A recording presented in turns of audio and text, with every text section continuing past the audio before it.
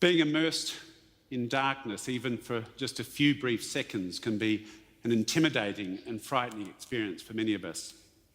But for 15 million people living on Australia's doorstep in developing Asia, this darkness is their life, or at least a blur of shapes and colours. 15 million people who make up half the world's blind. 15 million people who are destined for a lifetime of poverty. And 15 million people who are faced with the prospect of an early death.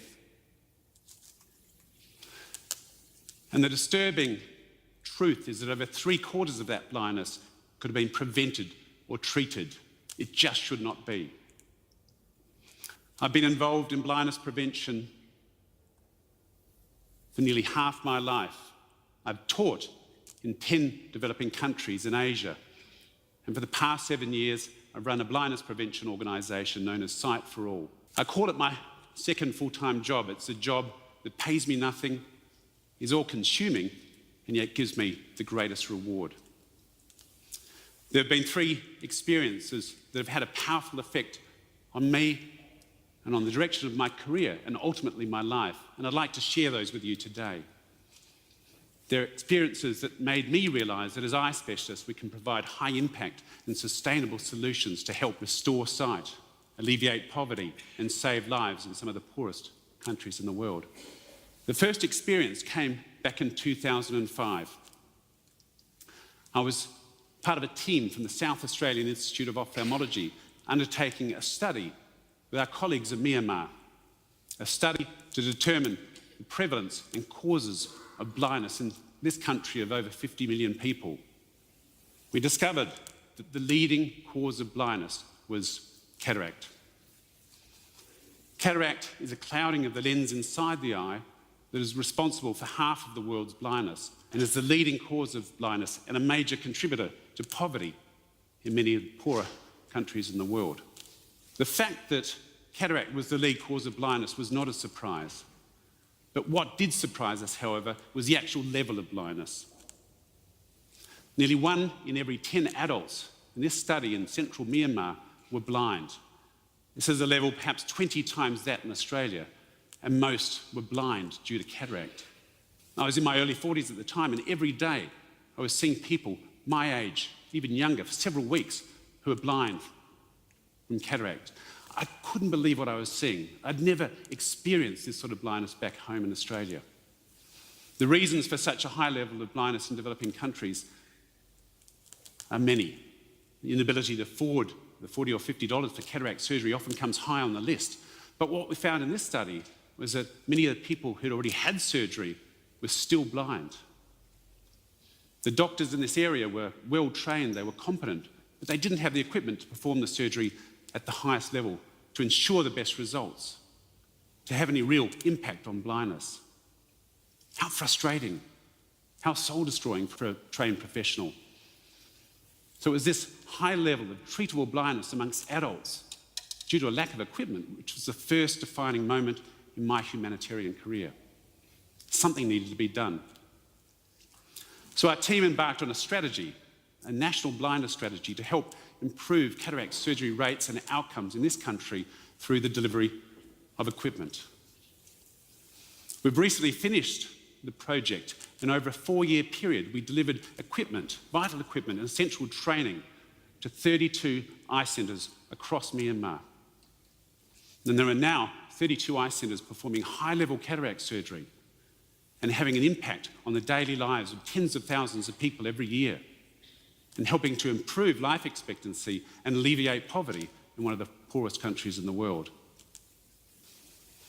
The second experience came 2 years later in 2007. I was involved in another study in Myanmar, this time a study to determine the causes of blindness amongst children in the country. And what we found was once again a surprise. In fact, it was staggering. And it was the leading cause of blindness that had a powerful and profound impact on our team. It was measles. Imagine that many of you didn't even know that measles could cause blindness. Well, it sure can. This little boy is blind from measles. It's a pretty disturbing image. It's an image I took of one of the little boys during that study. This is a sign of a poor country, a country that's not been able to broadly vaccinate its children against communicable diseases such as measles, a country that at that time, back in 2007, was unable to protect its children from the blinding outcome of this entirely avoidable disease. It costs less than $1 to prevent measles in a child, less than $1 to prevent this. At every school for the blind that we visited during that study, we were surrounded by children that looked like this little boy. It was one of the most disturbing experiences of my life, and it made me realise that there's more to blindness than just cataracts, much more to blindness. And it was this high level of preventable blindness amongst children, due essentially to a lack of advocacy, which was the second defining moment in my humanitarian career. And yet again, something needed to be done. So we used the results of that study to persuade the authorities in Myanmar to train a children's eye specialist, a specialist that could not only treat children's eye diseases, but also advocate for children with blinding yet preventable diseases such as measles. Meet Dr. Tan Tuanong. Dr. Tan was a young eye specialist from Myanmar that spent a year with us at the Women's and Children's Hospital in Adelaide, training to be a children's eye specialist. And he returned home in 2010 as the very first in his country, the first for perhaps 20 million children. And we set him up in the country's first children's eye unit. Let's see how he's getting along. I've been back in Myanmar for 5 years, and I'm treating about 20,000 children every year. Now I'm training my own children's eye specialists for other regions of the country. Did you hear that? He's now treating 20,000 children every year. But even better, he's training his own colleagues so that they can treat children appropriately. And he's in fact just finished training the second children's eye specialist for the country. And it's about to embark on the training for the third, using the skills and knowledge that he acquired during his time here in Australia. It's now 5 years since that time, and our investment in Dr. Tan is now amounting to around about $1 per child. And this is getting less and less every year as he trains more specialists and they collectively treat more children. So it's a pretty powerful investment in the future of children and in the future of a country. Disturbingly, we found that measles was the leading cause of blindness amongst children in 2 other countries in which we were working, in Cambodia and in Laos. Amongst the sea of children in schools for the blind in these 3 countries, the sea of children who are blind from measles, we occasionally find a child who's blind, who is blind because they've never been tested for spectacles, because there's simply been no one there to provide that basic service.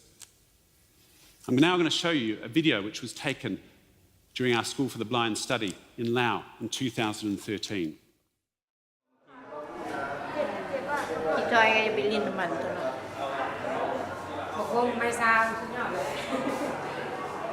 Once he gets correct glasses, he can go back to his home. Thanks.